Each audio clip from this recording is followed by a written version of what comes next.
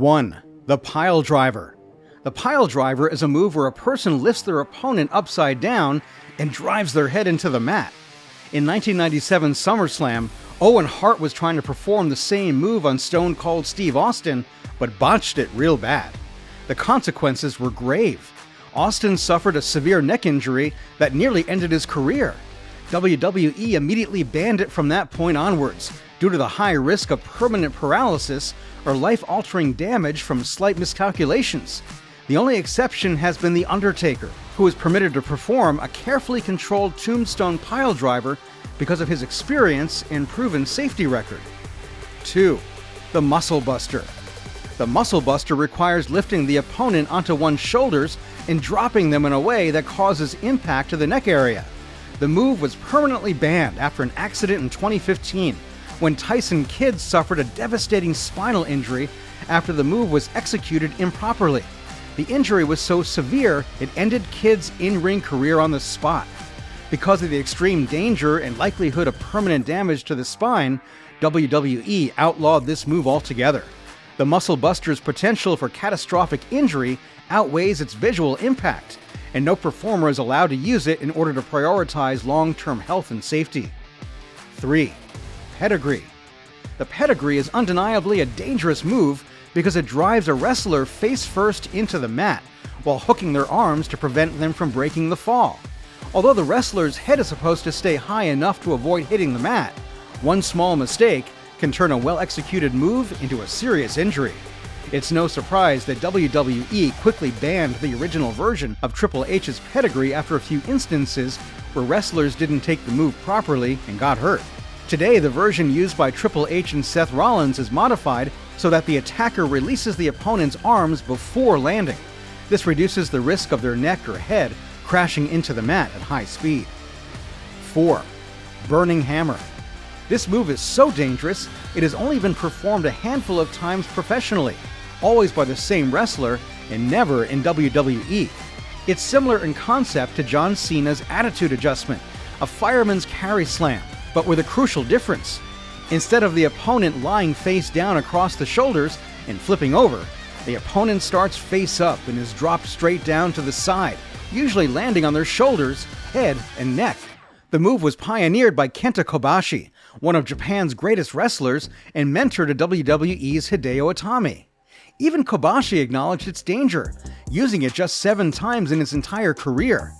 WWE's Tyler Rex briefly used a heavily modified, safer version, also called the Burning Hammer, but it was very different from Kobashi's original. 5. The Vertebreaker. Popularized by Sugar Shane Helms during the final days of WCW before he gained wider fame as the Hurricane in WWE, the Vertebreaker is as complex and dangerous as its name suggests. The move involves holding an opponent upside down on your back, then dropping to the ground so they land on their head, neck, and shoulders. It requires an extraordinary combination of strength and leverage, which means it can mostly only be done on smaller wrestlers. Perfect timing is critical, and the margin for error is razor thin, especially since you can't see the person you're dropping. Given its extreme risk, it's no surprise WWE banned the Vertebreaker almost immediately after its introduction. It's a move that was never really meant to exist in the first place. 6. Randy Orton's Punt.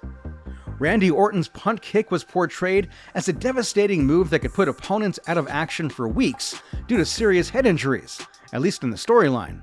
In reality, the move usually looked quite tame, since WWE never allowed Orton to deliver a full-force kick to the head. It more often seemed like a light graze with his shin. For a time, the punt was considered his most lethal finisher, even more so than the RKO, and was almost always a guaranteed way to end a match. But after WWE became more PG-friendly and awareness about concussion risks increased, they decided it was best to ban the move altogether. Now, Orton sometimes sets up for the punt during intense pay-per-view matches after trying everything else, but it's almost certain the move will be stopped before it lands. 7. Shooting Star Press. At WrestleMania 19, Brock Lesnar shocked the WWE Universe by trying to attempt a shooting star press from the top rope, but he botched it badly and ended up landing on his neck. As it could have easily ended his career, the move was quickly banned by Vince McMahon. This is one of those risky top rope moves where wrestlers have to do a backflip and hit the target without looking. Misjudging the rotation, whether over or under, could easily lead to serious injury. Over time, exceptions were granted to select wrestlers who could consistently land the move with precision and safety. Evan Bourne being a standout example, as well as Neville, whose Red Arrow is an even more complex, twisting version of the SSP. 8. Chair shots. Chair shots were never officially a wrestling move, but during the Attitude Era, they were pretty common. What began as a shocking rare spot became a weekly fixture, with wrestlers often eating multiple unprotected shots to the head in one match. The 1999 edition of Royal Rumble saw one of the most brutal matches in history, where The Rock handcuffed Mankind and repeatedly hit several unprotected chair shots to his head. Mankind's family were at ringside, and despite knowing it was kayfabe, they looked horrified. After the Chris Benoit tragedy, WWE finally acknowledged the long-term damage caused by repeated head trauma. Even protected shots with forearms up weren't safe.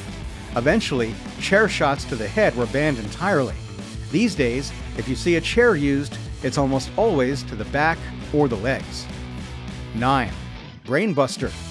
The Brainbuster, made famous by Dick Murdoch, takes the basic suplex and dials the danger way up. Instead of flipping your opponent safely on their back, you lift them like a vertical suplex, then drop straight down so they land hard on their shoulders and neck.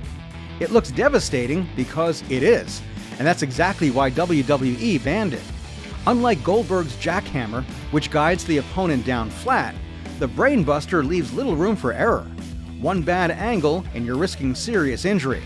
Fun fact, in Japan, they call a normal vertical suplex a Brainbuster, but the version that actually crushes your neck gets the much scarier name, Vertical Drop Brainbuster. 10. Canadian Destroyer. The Canadian Destroyer is one of the flashiest wrestling moves out there, but it's rarely been seen on the big stage, mainly thanks to Petey Williams, who made it famous in TNA. Pulling it off takes serious coordination and athleticism from both wrestlers, which already makes it a tough sell in WWE, especially when it comes to larger opponents. If you can't perform your finisher on half the roster, it loses impact. The move starts like a powerbomb setup, but then the attacker flips over their opponent, dragging them into a sudden pile driver on the way down. It looks spectacular, but as soon as you hear the word pile driver, you can probably guess why it never made it to regular WWE programming. While it's arguably safer than it looks, the complicated execution leaves a lot of room for error, and WWE doesn't like to gamble with necks. 11. Curb Stomp. At the peak of his powers, Seth Rollins was an absolute trailblazer. His curb stomp move was literally him charging at his bent-over opponent and stomping on the back of his head. The move was not brutal itself because Seth didn't use a lot of force, and the opponents could use their hands to shield the impact. However, with growing concerns about concussions and the fact that a lot of kids around the world were imitating the move, WWE banned it to reduce risks of head trauma. This left a lot of fans disappointed, but with WWE's priorities shifted toward protecting wrestlers' long-term health, it was an understandable move. 12. Buckle Bomb. The Buckle Bomb quickly became a fan favorite because of how intense and impactful it looks, but WWE had to ban it for good reason. Unlike a regular powerbomb, this move slams the opponent hard into the turnbuckle, a spot that leaves almost no room for mistakes. The danger became clear at Night of Champions 2015, when Seth Rollins delivered a buckle bomb to Sting that left the wrestling legend barely able to finish the match, ultimately ending his career. Then more recently, Nia Jax's blotched buckle bomb on Kairi Sane brought back fears of serious injury. With moves like this carrying such a high risk of devastating harm, WWE made the call to pull the buckle bomb from their shows to protect the performers. It's a harsh but necessary decision to keep wrestlers safe. 13. Cobra Clutch. The Cobra Clutch slam used to pop up here and there, but it's a move you don't hear about anymore, and for good reason. Imagine choking someone from behind while lifting them up and slamming them down hard. It's brutal. The risk of seriously hurting someone's neck or spine was way too high. One tiny slip and a wrestler could end up with a career-ending injury, or worse. WWE saw the danger and said, nope, not worth it. Protecting wrestlers' health became the top priority, so this move quietly disappeared from the ring. It's one of those rare moves you might hear about in wrestling history, but will almost never see it live today. 14. The Plunchch. The Plunchch is a high-flying dive over the ropes to crash into an opponent outside the ring. It's one of the flashiest and most exciting moves to watch live, but it comes with major risk. If a wrestler misjudges his timing, he might very well miss his target and land on the hard floor. This can result in career-ending injuries, and so WWE has partially banned it for the safety of their performers. The move can still be seen once or twice a year, but it's only performed by super athletic individuals, and even so, WWE discourages it heavily. This reminds fans that sometimes the most spectacular moments come with the highest stakes for wrestler safety. 15. Powerbomb to the outside. Powerbombs already come with a lot of impact, but when they're done outside the ring, onto the floor or barricades, the risk goes way up. WWE used to allow this, especially in hardcore matches, but over time they realized that the injury risk was just too high. The spine, hips, and tailbone are all at risk during a fall like that. Even with mats around the ring, it's not enough to fully protect the body. So WWE quietly banned this spot from regular use. The only exceptions are on extreme matches, like TLC, but WWE makes sure that their most reliable wrestlers are the ones executing the move. For weekly shows like Raw and SmackDown, it's completely banned, as no one wants to see a career end because of a badly timed throw to the floor. 16. Diving Headbutt. During the 1980s, almost all the top wrestlers used this maneuver to finish off their opponents. It was a flashy move which involved a wrestler climbing onto the top rope and attempting to strike their opponent with their head while landing on them. It's a flashy move which always riles up the crowd when executed properly. However, in recent years, moves like the diving headbutt have been linked to long-term brain injuries, like CTE, which was one of the reasons surrounding the Chris Benoit tragedy. The decline in Dynamite Kid's health also raised red flags. Because of these risks, WWE eventually banned the move. In recent years, WWE has cautiously allowed a few wrestlers like Daniel Bryan and Lars Sullivan to use it at times, but it's still pretty dangerous. 17. Tiger Bomb.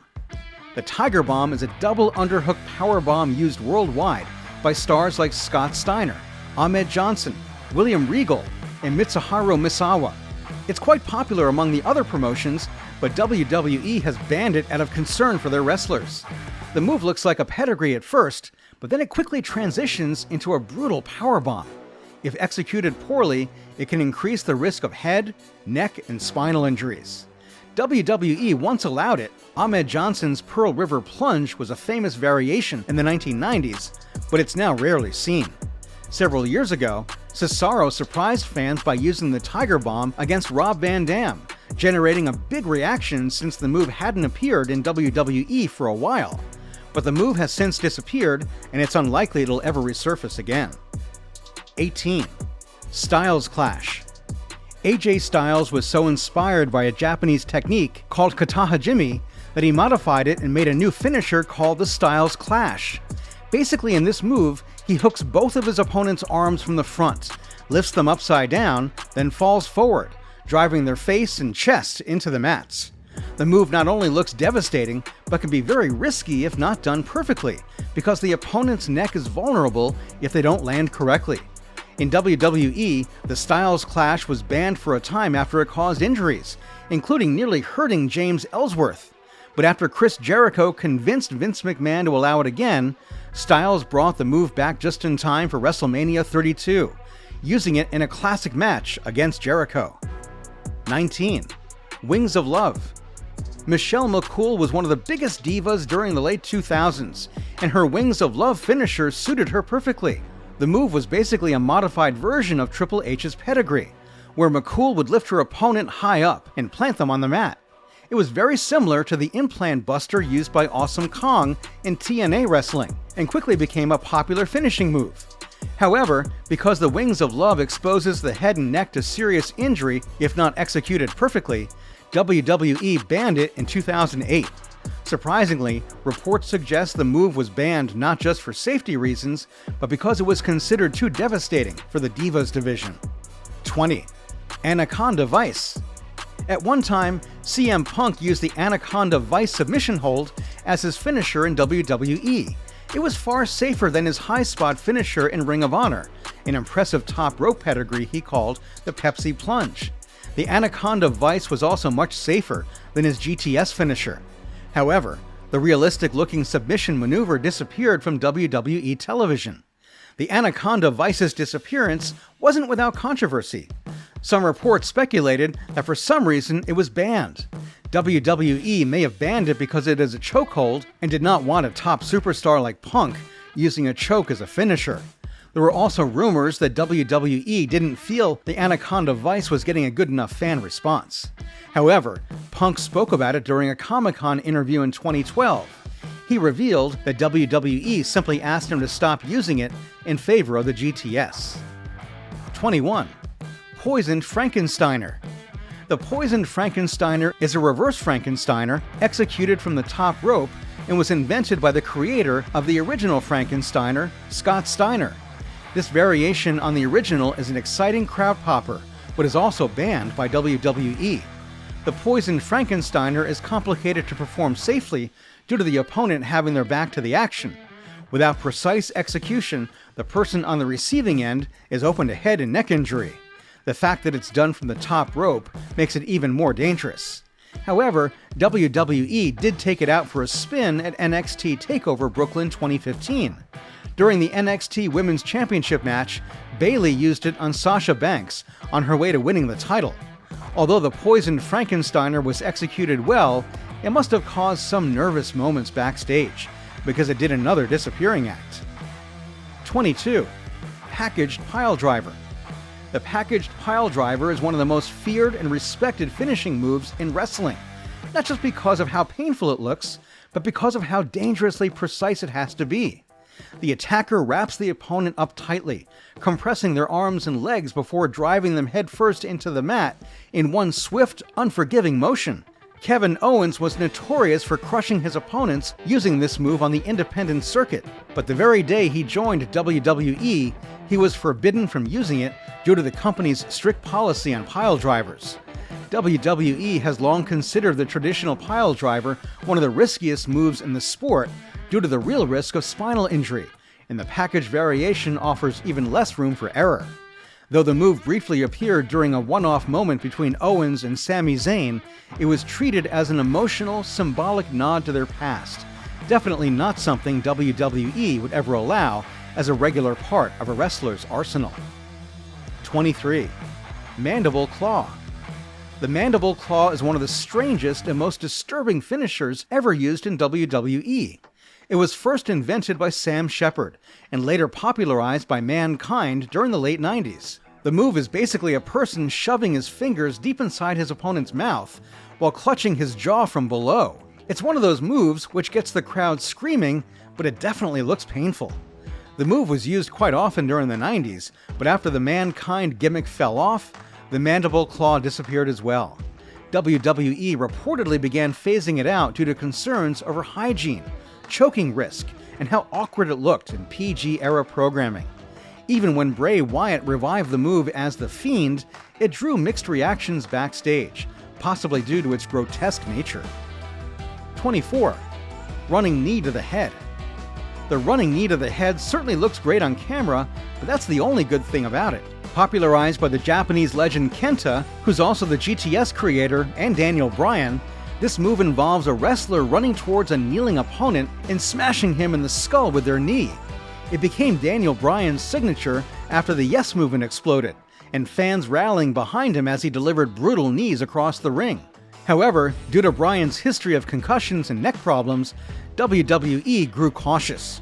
After he retired temporarily in 2016, reports started surfacing that the move was on WWE's no-go list. The risk of legitimate head trauma and concussion was just too high, especially in an era where WWE was dealing with lawsuits related to CTE. Even after Bryan returned in 2018, he toned down the intensity, and the move isn't as deadly as before. 25. Cactus Clothesline. The Cactus Clothesline was Mick Foley's signature move, and it completely matched his reckless personality. In this wild maneuver, Foley would clothesline his opponents over the top rope while diving out with them, taking both men to the floor in a chaotic spill. It got huge crowd reactions during the Attitude Era because it looked like absolute mayhem. Foley used it across all three personas, Mankind, Cactus Jack, and Dude Love, but it fit Cactus Jack the best. The problem, though, is obvious. Both wrestlers take a hard landing on the outside with no padding to break the fall. Over time, the move took a serious toll on Foley's body, leading to injuries in his knees, hips, and back. WWE quietly banned the move as they moved into the PG era, especially since younger talents imitating Foley could hurt themselves for real. Today, the Cactus Clothesline lives on in highlight reels, but WWE won't let it return in regular matches. 26. Fireman's Carry Gutbuster. When a name itself is this bizarre, how can you expect the actual move to be safe? It starts like a classic Fireman's Carry. Think John Cena's Attitude Adjustment, but instead of tossing the opponent off, the wrestler drops them chest first across their knees. It's a brutal way to target the ribs and midsection, and it gained traction thanks to stars like Carlito, Big E, and Darren Young, who used variations of the move in the 2000s and early 2010s. The problem is the landing. If the opponent fails to adjust correctly, they may land in an awkward manner and injure their ribs and sternum. WWE began quietly phasing out the move for that reason. Unlike a DDT, where the head's protected with timing, the Fireman's Gutbuster leaves little room for error.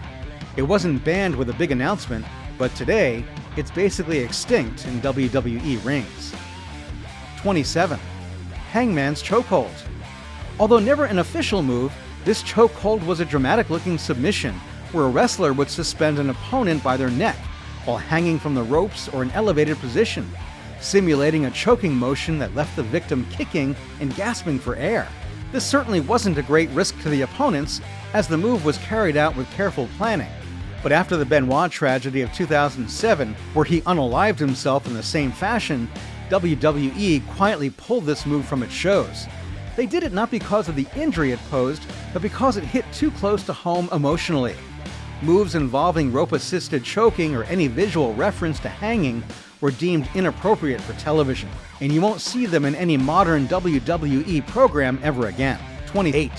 Steenalyzer. The Steenalyzer was an incredibly flashy and violent-looking finisher that Kevin Owens, back when he wrestled as Kevin Steen, used in his indie days to great effect.